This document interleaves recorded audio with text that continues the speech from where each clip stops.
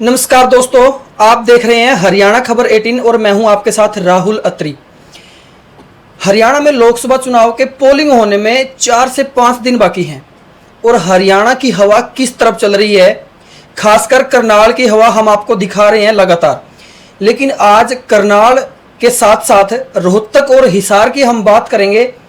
साथ में हमारे धर्मेंद्र कुमारी जी, आप गुरुकुल ऑफ पॉलिटिक्स चैनल देखते होंगे, बहुत सीरियस तरह की पॉलिटिकल बातें सर करते हैं और ग्राउंड को बहुत अच्छे तरीके से जानते हैं। साथ में कवर भी किया है, लोगों से बातचीत भी की है। तो इन्हीं मुद्दों के आधार पर हम रोहतक और हिसार की सीट की बात करेंगे धर्मेंद्र जी से। धर्मेंद्र जी, स्वागत आपका हरियाणा खबर 18 पे। धन्यवाद भाई राहुल, और अच्छा लगता है आप जैसे एनर्जेटिक युवा रिपोर्टिंग करते हैं, चैनलों पे काम करते हैं। मेरी आपको शुभकामनाएं हैं और आपके दर्शकों को भी बहुत बहुत सबको नमस्कार। आपका बहुत बहुत धन्यवाद सर।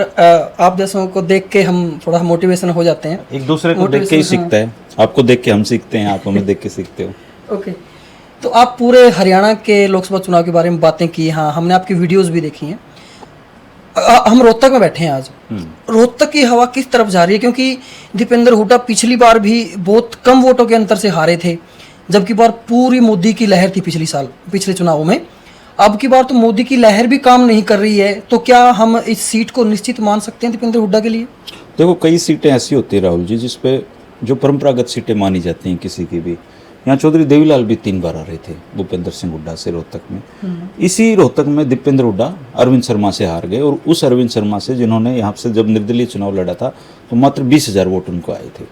तो हवाएं होती है। अब लंबी से प्रकाश सिंह बादल जी चुनाव हार गए एक नौसिखिए से आदमी से। चोई भजनलाल जी को आदमपुर में बहुत लोगों ने हराने की कोशिश की, कभी नहीं हारे। लेकिन ऐसा नहीं होगा, कभी ना कभी आदमपुर से भी भजनलाल परिवार हार जाएगा। उसी तरीके की हार जीत थी ये जो पिछली बार हुई है। दीपेंद्र हुड्डा हों चाहे भूपेंद्र हुड्डा हों, उनके पिता रणबीर हुड्डा हों, वो उनकी जो पहचान है आज के दिन हुड्डा परिवार को सबसे बड़ी जो तोहमत मिलती है वो क्या मिलती है कि जब ये आदमी चीफ मिनिस्टर था ना, इसने रोहतक का विकास करा। और वो जो काम किया, वो जो तोहमत झेली, उसकी वजह से पिछली बार ऐसी सिचुएशन पैदा हुई कि दीपेंद्र हुड्डा को यहाँ थोड़े से मार्जिन से हारना पड़ा। लेकिन अगर आप इस बार के पूरे टोटल सिनेरियो को देखोगे, 10 में से 9 सीटों पे जो कांग्रेस के कैंडिडेट हैं उन्होंने चुनाव उस दिन लड़ना शुरू किया जब उनकी टिकट डिक्लेयर हो गई। लेकिन दीपेंद्र हुड्डा ऑलरेडी 1 महीने पहले अपना कैंपेन शुरू कर चुके थे और बहुत मन लगा के, जिसको कहते हैं ना चुनाव लड़ना, वो दीपेंद्र हुड्डा ने चुनाव लड़ा था। एक तो उसकी मेहनत है, दूसरा पुलवामा जैसी कोई परिस्थितियां इस बार दिखाई नहीं देती हैं, तीसरा जाति पाति का जो एक चुनाव जो बीजेपी को सूट करता है, जाट नॉन जाट की पॉलिटिक्स हो करती है, वैसी स्थितियां रोहतक में इस बार उतनी खतरनाक नहीं है। तीसरा जो कोसली है, कोसली में इस बार आबोहवा बदली हुई है क्योंकि अरविंद शर्मा का खुद का कैंडिडेट के तौर पे वहां पे काफी विरोध है। तो और कोसली सीट से ही जो मार्जिन था वो कम हुआ था क्योंकि 17,000 की लीड उसने कोसली ने दे दी थी। इस बार वो मैक्सिमम से मैक्सिमम 30-35,000 की लीड दिखाई दे रही है। पिछली बार बीएसपी का कैंडिडेट भी बहुत अच्छे वोट ले गया था, जेजेपी का कैंडिडेट भी बहुत अच्छे वोट ले गया था। तो इस बार ये सारे फैक्टर दीपेंद्र हुड्डा की जीत में मदद करते हुए नजर आते हैं।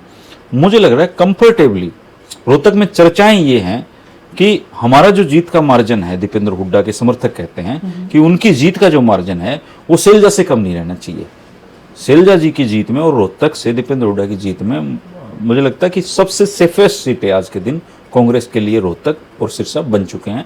ये यहाँ से कम इन 2 सीटों पे चुनाव नहीं हारने वाले जीत रहे हैं।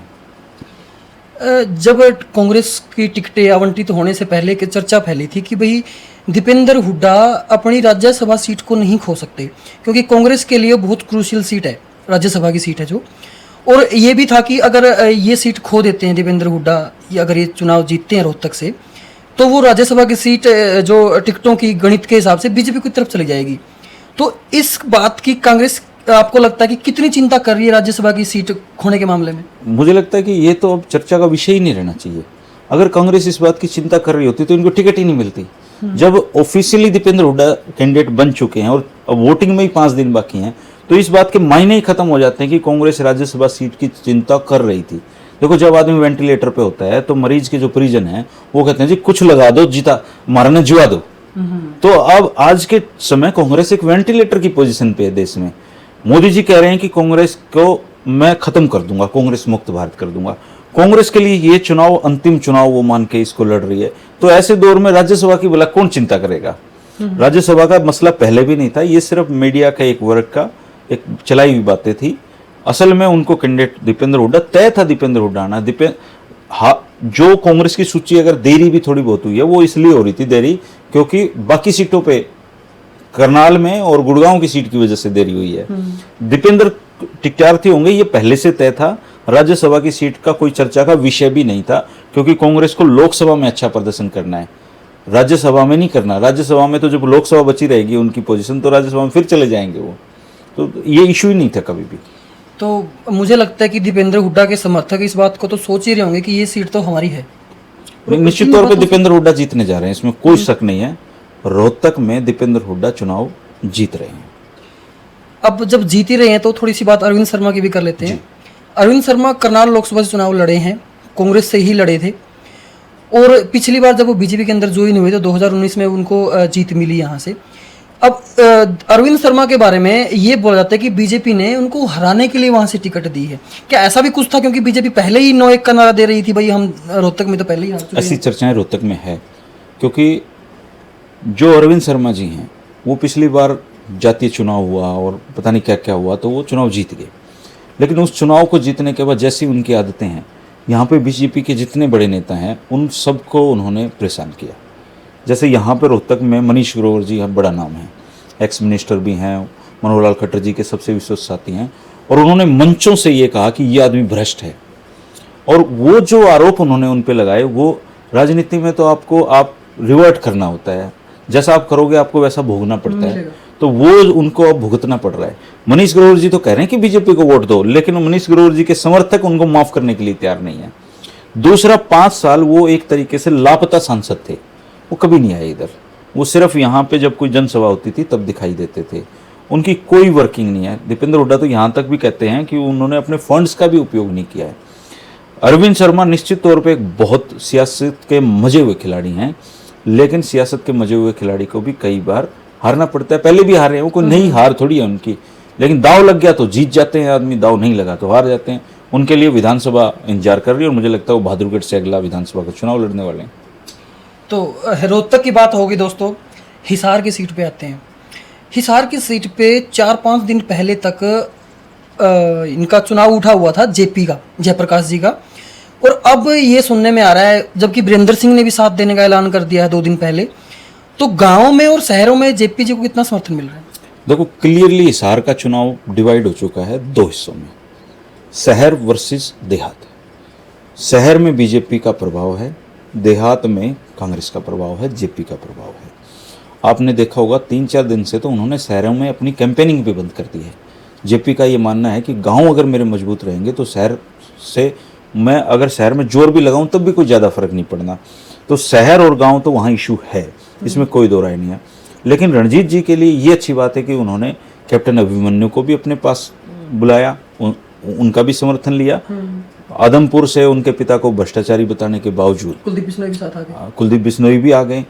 नारनौंद से शायद राम कुमार गौतम भी उनका समर्थन कर दें। तो कुल मिला के शहरों में या कस्बों में बीजेपी की अच्छी पोजीशन है, गांव में पोजीशन टाइट है। लेकिन हिसार का चुनाव बहुत टफेस्ट चुनाव बन चुका है। नैना और सुनैना, आपको क्या लगता है किसके वोट कम कर सकती हैं, कांग्रेस के या फिर बीजेपी के? वो किसी के वोट नहीं कम करेंगी, वो अपने हक के वोट लेंगी। उनको बहुत थोड़ा वोट मिल रहा है और इतना थोड़ा मिल रहा है कि वहाँ पे शर्तें लग रही हैं कि 50,000 वोट दोनों ले लेंगी। वो बिल्कुल इस सीन से ही बाहर हो चुके हैं चुनाव में। ये पूरी तरीके से 2 लोगों के बीच का चुनाव है। इसके अलावा जो मिलेंगे ये एक्स्ट्रा खिलाड़ी हैं। एक्स्ट्रा खिलाड़ी को कभी कभी थोड़ा ज़्यादा रन बन जाते हैं, कभी कुछ मतलब हिसार के चुनाव में कोई फैक्टर नहीं है। जेजेपी और आईएनएलडी वो बिल्कुल अलग चले गए हैं। वीरेंद्र जी का समर्थन देना आपको मतलब क्या लग रहा है? क्योंकि उनके बेटे ब्रजेंद्र सिंह का भी बयान आज अखबार में आया है कि कांग्रेस के अंतर्कलह की वजह से मेरी टिकट कटी है। उन कहीं ना कहीं समर्थन देने के बाद भी उनका ये बयान देना, ऐसा तो नहीं हो कि कुछ और इशारा कर रहे हो? मुझे लगता है वो जो खबर मैंने पढ़ी है कुछ रहा होगा इशू, वीडियो नहीं देखा मैंने। ब्रजेंद्र सिंह खबर ही पढ़ी। हाँ, इस तरह की बातें करते नहीं ब्रजेंद्र सिंह, या तो वो पत्रकारों में समझने में गलती रही होगी। ब्रजेंद्र सिंह मतलब एक आईएएस रहे हैं और बहुत ही अच्छे नेता हैं। अब वो इस तरह की छोटी बातें करते नहीं है आमतौर पे, पता नहीं कैसे इंटरप्रेट की उन बात को, वो तो वो क्लियर करेंगे, मैं नहीं कर पाऊंगा। दूसरा, वीरेंद्र सिंह जी हों या ब्रजेंद्र सिंह हों, दोनों के पास कांग्रेस का समर्थन करने के अलावा कोई तीसरा रास्ता है नहीं। मजबूरी है उनकी। अगर मान लो जेपी उचाना से बहुत बुरी तरीके से हार जाए तो 4 महीने बाद वो किस मुंह से वोट मांगेंगे वहां से? तो उनका तो मजबूरी है, उनको उनका समर्थन भी करना पड़ेगा और उनको वोट भी दिलाने पड़ेंगे। बिल्कुल। हम अपनी वार्तालाप के लास्ट दौर में पहुंच चुके हैं और एक बड़ा सवाल है जो लोगों के मन में भी है और मेरे मन में भी है कि जब 2019 का चुनाव हुए थे हरियाणा में, तो उससे पहले लोकसभा चुनाव हुए थे, 10 की 10 सीटें बीजेपी ने जीती। लेकिन उसके बाद जैसे ही विधानसभा चुनाव हुए 40 सीटों पे बीजेपी अटक गई थी। लोकसभा चुनाव का फर्क नहीं पड़ा था विधानसभा चुनाव पे।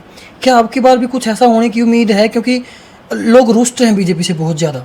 देखो, इस बार जो लोकसभा चुनाव के नतीजे होंगे उनका विधानसभा के ऊपर क्या प्रभाव पड़ेगा? मुझे लगता है कि विधानसभा के चुनाव तो क्लियरली बहुत अलग विषयों पे लड़े जाने हैं। कैंडिडेट अलग होंगे, विधानसभा के अपने समीकरण होते हैं, विधानसभा के अपने मुद्दे होते हैं। लेकिन इस चुनाव में भी लोग लोकल मुद्दों में बात कर रहे हैं। इस चुनाव में लोकल मुद्दों पे बात कर रहे हैं। इसका मतलब ये है कि 9.5 साल जो बीजेपी ने सरकार चलाई है उनको लेके लोग सवाल कर रहे हैं। तो आने वाले समय में जो विधानसभा के चुनाव होंगे तो बीजेपी का जो विरोध आप आजकल देख रहे हो गांव देहात में, ये और ज्यादा तेज होगा, और ज्यादा सवाल पूछे जाएंगे। इस चुनाव की सबसे बड़ी अचीवमेंट ये है कि डेमोक्रेसी में हम कहते हैं कि सवाल पूछो। यहाँ लोग सवाल कर रहे हैं। हम सवाल मनोहर लाल खट्टर से भी पूछा जा रहा है, यहाँ सवाल कांग्रेस के लीडर से भी पूछा जा रहा है, हुड्डा से भी पूछे जा रहे हैं। सब लोगों से सवाल पूछ रहे हैं और ये बहुत अच्छी बात है। हरियाणा की तो जागरूक हो गई। हाँ, मतदाता जागरूक होना चाहिए। भाई आप वोट लेके चले जाते हो हमारा, चाहे आप किसी भी पार्टी के हो, वोट लेके आप दिल्ली कोठी में आराम करते हो, 5 साल बाद फिर आ जाते हो। कोई मतलब है? आप जनता की अगर दुख सुख में उनके शामिल नहीं हो सकते, उनके लिए आप पब्लिक वेलफेयर का कोई काम नहीं करते, तो धिक्कार है आपके जीवन पे ही। तो चाहे वो किसी पार्टी का हो, लोगों को इनको ऐसे जो धूर्त नेता हैं जो चुनाव में वोट लेके उनके साथ बाद में उनके साथ ठगी करते हैं, उनसे ये सवाल जरूर पूछना चाहिए, चाहे वो किसी भी पार्टी का हो, उसको सबक सिखाना चाहिए। बिल्कुल। तो ओवरऑल हरियाणा में कितनी सीटें बीजेपी जीत सकती है और कितनी कांग्रेस? बस लास्ट सवाल है। देखो, मैं ईमानदारी से अगर आपको इसका एनालिसिस आप करेंगे, मुझे लगता है 2 सीट बीजेपी आज के दिन जीत रही है। एक सीट उनमें करनाल है और दूसरी गुड़गांव है। इसी तरीके से 2 सीट कांग्रेस भी जीत रही है, जिसमें से एक रोहतक है और एक सिरसा है। बाकी 6 की 6 सीटों पे बहुत टफ मुकाबले हैं, टक्कर है। अगर मैं ये कह दूं कि उसमें ये जीत रहा है, ये जीत रहा है, बेमानी सी बात होगी। 6 में से अब हरियाणा बांट के देगा, 3-3 देगा दोनों को, तो फिर 5-5 हो जाएंगी। थोड़ा एक कई बार क्या होता है, बंटवारा होता है तो छोटे को ज़्यादा मिल जाता है, बड़े को कम मिलता है। हाँ, तो मुझे छोटा भी जनता ही तय कर लेगी। तो मुझे लगता है 2-2 सीट दोनों की कंफर्म है। बाकी सीट मुकाबलों में कौन निकालता है ये 4 जून को अपने को पता चल जाएगा। तो बिल्कुल दोस्तों, हरियाणा खबर 18 पर आपने चर्चा देखी। असली जो जागरूक मतदाता आप हैं, आप हमें कमेंट करके ये बता सकते हैं कि हमारे एरिया के अंदर किसकी एज है और हम किसके वोट डालने जा रहे हैं। बहुत सारी बातें हमने करी, इन बातों का आधार क्या है आप ये भी विचार करके नीचे कमेंट में दे सकते हैं। आप देखते रहिए हरियाणा खबर 18। मैं हूं आपके साथ राहुल अत्री। धन्यवाद। जय हिंद, जय भारत।